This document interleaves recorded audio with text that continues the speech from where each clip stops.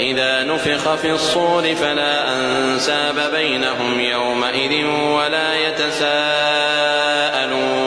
فمن ثقلت موازينه فأولئك هم المفلحون ومن خفت موازينه فأولئك الذين خسروا أنفسهم في جهنم خالدون تلفح وجوههم النار وهم فيها كالحون ألم تكن آياتي تتلى عليكم فكنتم بها تكذبون قالوا ربنا غلبت علينا شقوتنا وكنا قوما ضالين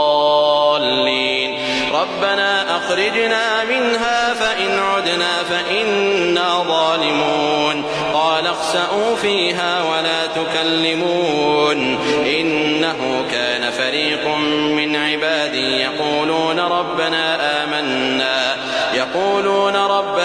آمنا فاغفر لنا وارحمنا وأنت خير الراحمين فاتخذتموهم سخريا حتى أنسوكم ذكري وكنتم منهم تضحكون إني جزيتهم اليوم بما صبروا أنهم هم الفائزون قال كم لبثتم في الأرض عدد سنين قالوا لبثنا يوما أو بعض يوم فاسأل العادين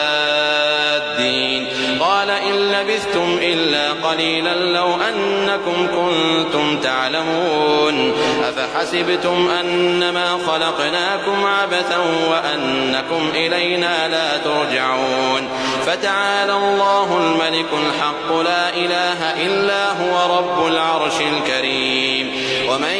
يدع مع الله إلها آخر لا برهان له به فإنما حسابه عند ربه إنه لا يفلح الكافرون وقل رب اغفر وارحم وأنت خير الراحمين